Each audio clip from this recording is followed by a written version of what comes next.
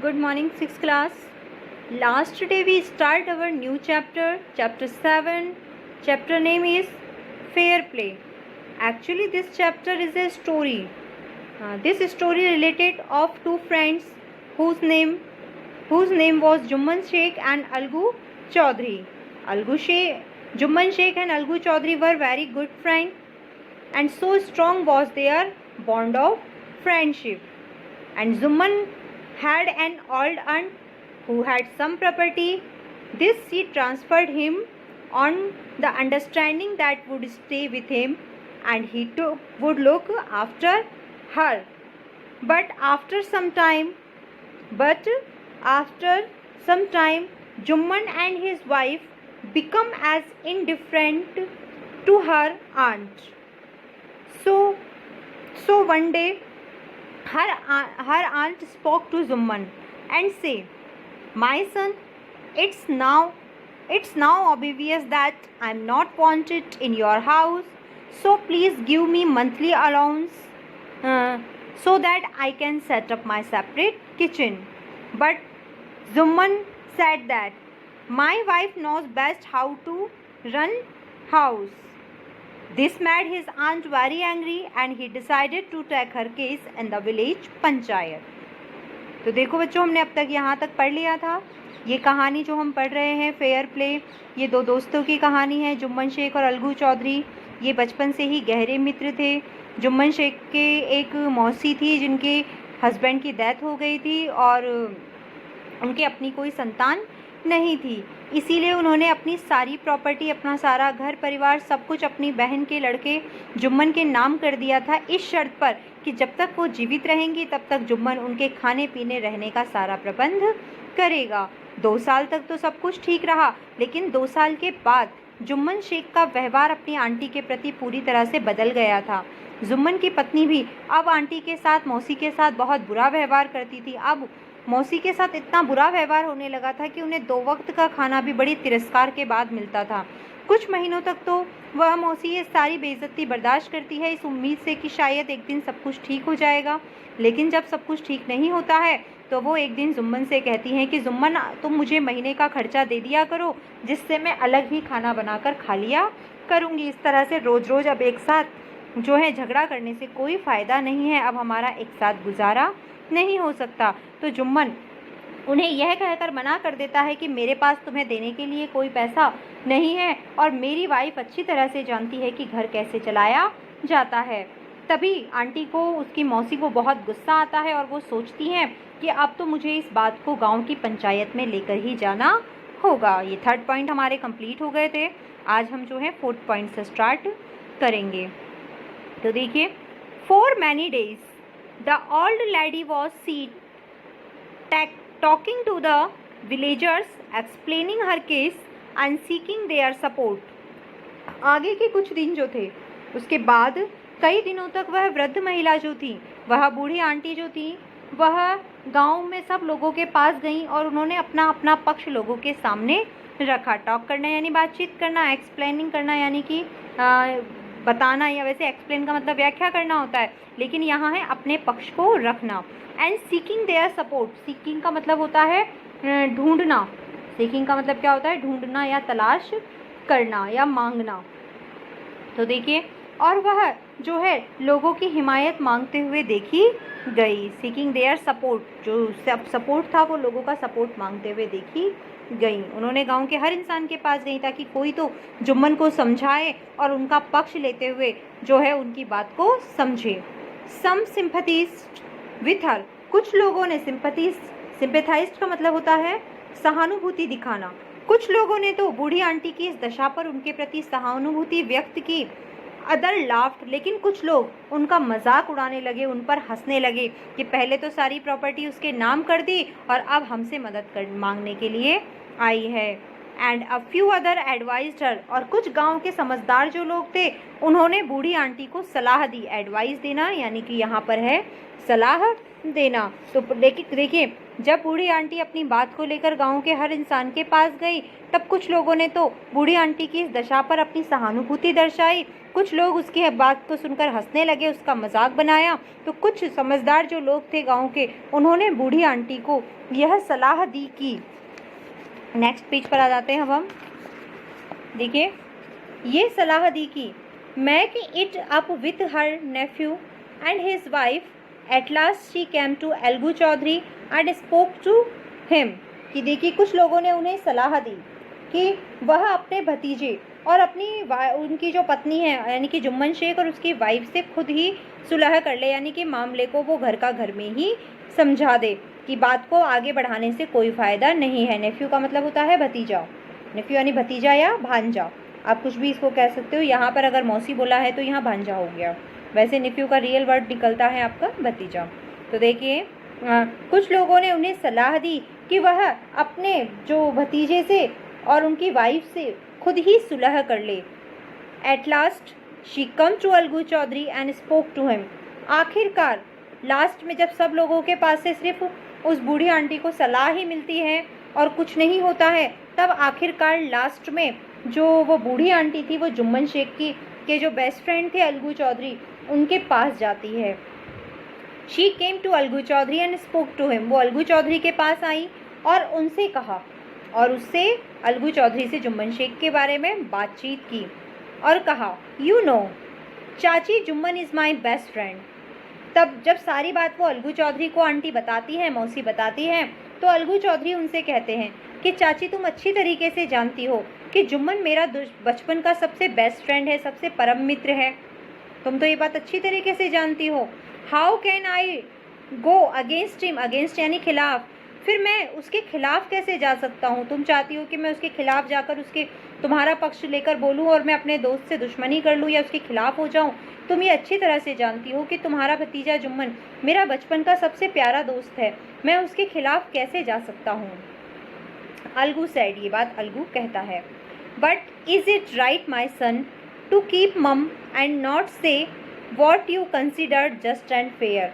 तब जो बूढ़ी आंटी हैं वो अलगू चौधरी से कहती हैं, अच्छा बेटा तुम मेरे बेटे के समान ही हो, तुम बताओ कि क्या ये सही है कि तुम चुप रहो और जो तुम्हें सच लग रहा है कि सच को जानते हुए भी तुम गलत का साथ दो सिर्फ इसलिए कि आपके सच बोलने से आपका कोई अपना आपसे नाराज़ हो जाएगा। क्या ये सही है?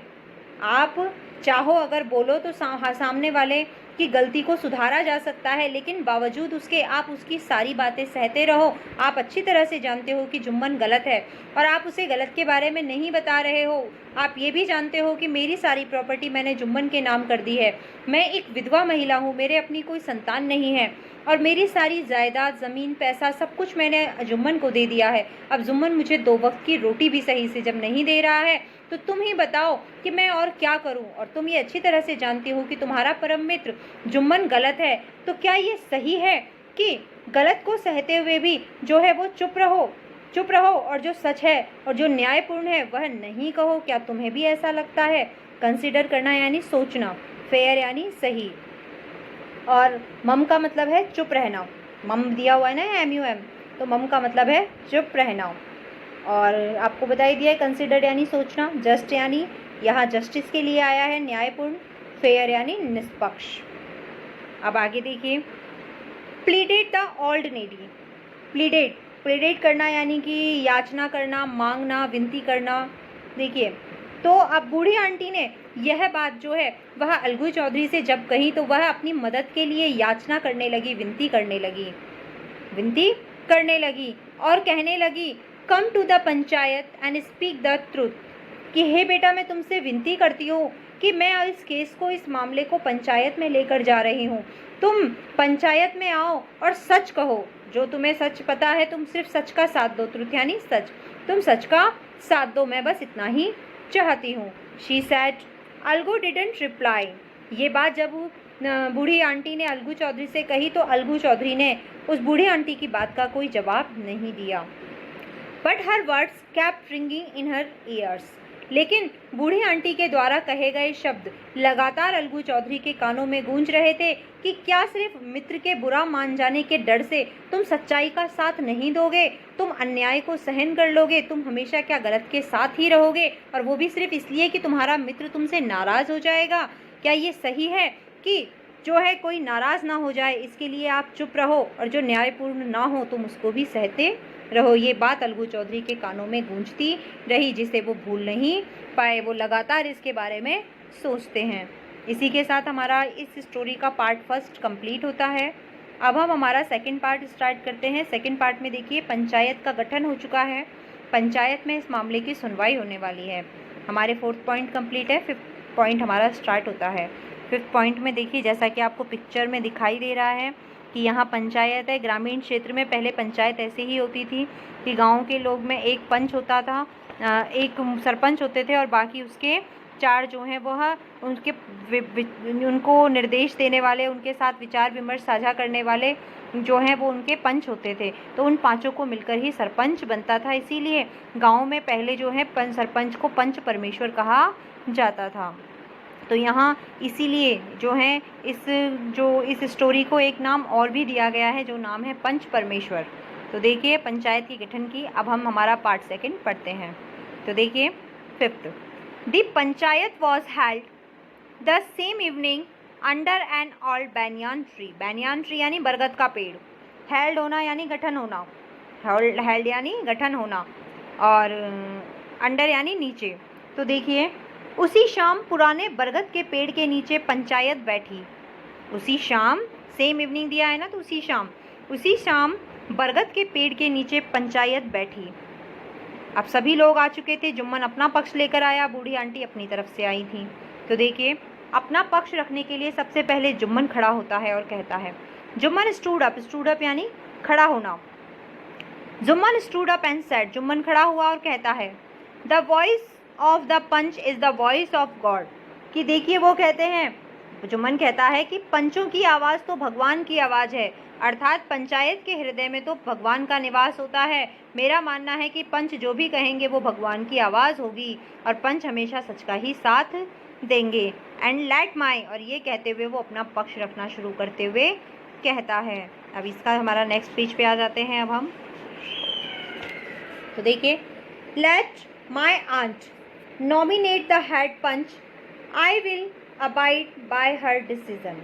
अब अबाइड बाय का मतलब होता है स्वीकार करना, और नॉमिनेट का मतलब होता है चयन करना, चुनना या मनोनीत करना। डिसीजन यानी निर्णय। तो वो कहता है, जुम्मन कहता है कि पंच की आवाज़ तो भगवान की आवाज़ है। आज मैं अपनी मौसी को कहता हूँ कि वो जिसे चाहे सरपंच चुन ले। वह अपनी पसंद से इस पंचायत का सरपंच इस मामले की सुनवाई के लिए चुन सकती है, और वह सरपंच जो भी फैसला करेगा उस फैसले को मैं मानूंगा।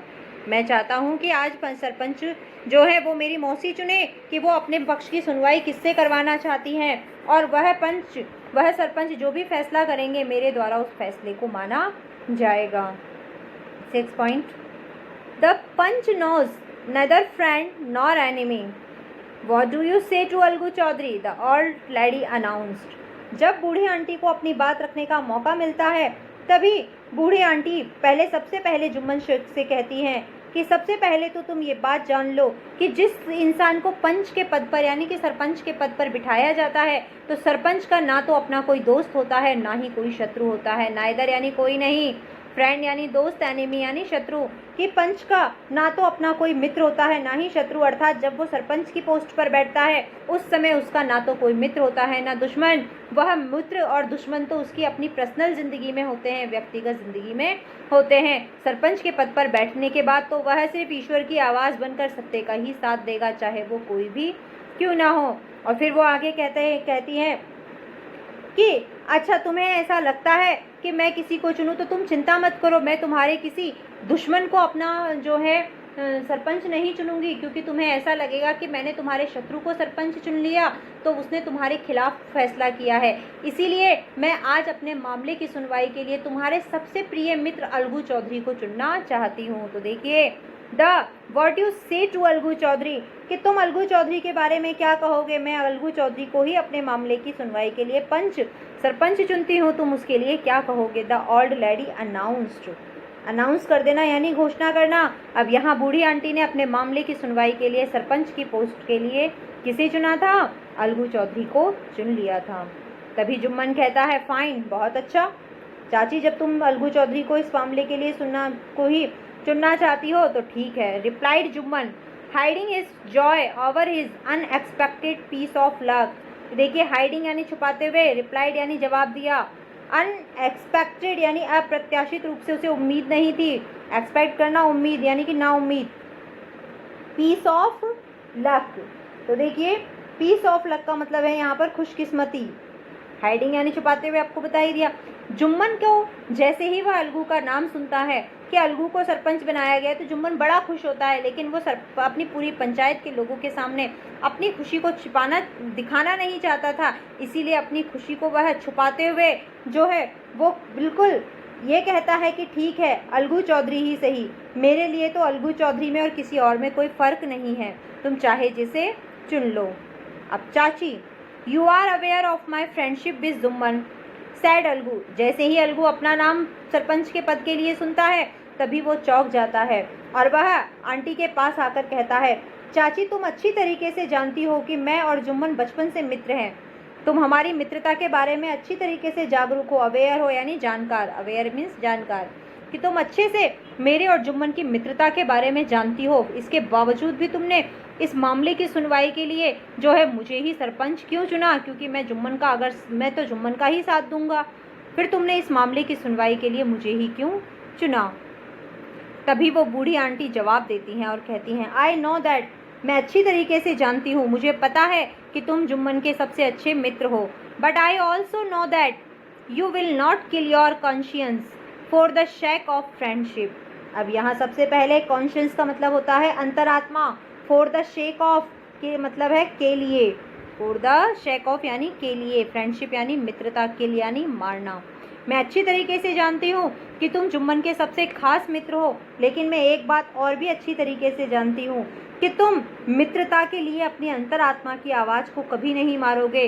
तुम्हारे अंदर की अंतरात्मा आज भी जीवित है और उस सच्चाई के लिए तुम अपनी दोस्ती कुर्बान कर सकते हो, लेकिन सच्चाई का साथ कभी नहीं छोड़ोगे। तुम्हारी अंतरात्मा तुम्हें गलत का साथ कभी नहीं देने देगी, इस बात का मुझे विश्वास है, क्योंकि God lives in the heart of the panch. क्योंकि मेरा ऐसा मानना है कि पंच के हृदय में सर भगवान निवास करते हैं। तुम्हें आज मैंने पंच के लिए चुना है और मेरा ऐसा मानना है कि जब कोई इंसान पंच की पद पर बैठता है तो उसके हृदय में ईश्वर का निवास होता है। इसीलिए God lives in the heart of panch, की पंच के हृदय में तो भगवान निवास करते हैं।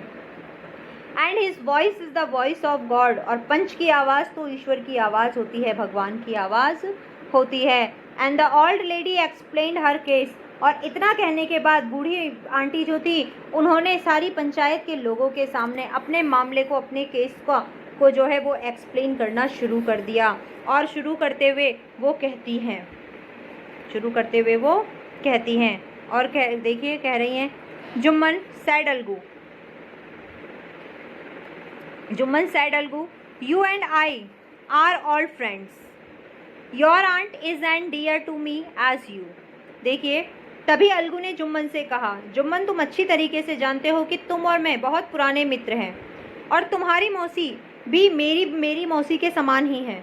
तुम्हारी मौसी मुझे तुम्हारी ही तरह प्रिय है, क्योंकि अगर वो तुम्हारी मौसी है तो मेरी भी, क्योंकि हम दोनों बचपन से मित्र हैं, भाई जैसे हैं।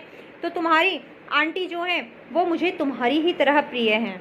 नाउ आई एम ए पंच, लेकिन इस समय मैं एक पंच के पद पर बैठा हूँ। इस समय जिस पद पर मैं बैठा हूँ उस समय मैं तुम्हारा मित्र नहीं हूँ और ना ही इन चाची के बेटे के समान हूँ। मैं यहाँ जिस पद पर आज बैठा हूँ वहाँ पर जो है मैं सिर्फ एक पंच हूँ, मैं अब एक पंच हूँ। You and your aunt are equal before me, equal यानी एक समान, बिफोर मी यानी कि मेरे सामने, और इस समय मेरे लिए तुम और तुम्हारी मौसी बिल्कुल एक समान हो, एक बराबर हो। ना तुम मेरे परम मित्र हो और ना ही तुमसे झगड़ा करने वाली तुम्हारी मौसी। मेरे लिए तो दो लोग हैं जो कि झगड़ा लेकर सामने आए हैं। ना मेरी किसी से कोई दुश्मनी है और ना ही किसी से कोई मित्रता है। अब इस पोस्ट पर बैठने के बाद इस पदवी पर बैठने के बाद तो मेरे लिए तुम और तुम्हारी मौसी बिल्कुल एक बराबर हैं। What have you to say in your defense? Defence यानी बचाव में, पक्ष में, अपने पक्ष में, अपने बचाव में। आंटी ने अपना पक्ष रख दिया है, पूरी तरह से सारी बात बता दी है। अब तुम अपने बचाव में क्या कहना चाहते हो तुम भी कह दो। आंटी सारी बात बता देती हैं। उसके बाद जुम्मन ये बात कहता है, जुम्मन से अलगू ये बात कहता है और अलगू जुम्मन से कहता है कि अब तुम क्या कहना चाहते हो अपने बचाव में, अपना पक्ष भी तुम हमारे सामने रख सकते हो। तभी देखिए जुम्मन कहना शुरू करता है और कहता है 3 years ago, आज से 3 साल पहले। बिगिन जुम्मन कहना शुरू करता है, बिगिन यानी शुरू करना। 3 years ago, 3 साल पहले। जुम्मन कहता है आज से 3 साल पहले my aunt transferred her property to me. मेरी आंटी ने, मेरी मौसी ने अपनी सारी संपत्ति मेरे नाम कर दी थी। मैंने आपको पहले बता दिया, ट्रांसफर्ड यानी स्थानांतरित कर देना, प्रॉपर्टी मीन्स जायदाद, कि मेरी आंटी ने अपनी सारी प्रॉपर्टी मेरे नाम कर दी थी। I promised to support her as long as she lived, और मैंने इसके बदले में उनसे वादा किया था। प्रॉमिस करना, वादा करना। तो देखिए, और इसके बदले में मैंने उनसे वादा किया था कि जब तक आप जीवित रहेंगी, जब तक आप जिंदा रहेंगी, तब तक मैं आपको सपोर्ट करूंगा, सहारा दूंगा। एज लॉन्ग एज, जब तक, कि जब तक आप जीवित रहेंगी तब तक मैं आपको सहारा दूंगा, अपने साथ रखूंगा। I have done all I could, और मैंने वो सब किया इनकी खुशी के लिए जो मैं कर सकता था। अर्थात मैं तो आज भी इन्हें सहारा दे रहा हूँ और अब तक देता ही रहा, और जितना अच्छा मैं इनका ख्याल रख सकता था उतना अच्छा मैं इनका ख्याल रख रहा हूँ। There have been a couple of quarrel between my wife and her, but I can't stop it. अब यहाँ देखिए, क्वार्रेल का मतलब होता है झगड़े। क्वार्रेल का मतलब क्या है? क्वार्रेल्स का मतलब झगड़े। तो देखिए, मैं तो इनका बहुत ख्याल रख रहा हूँ जितना मैं रख सकता था, लेकिन अब कुछ दिनों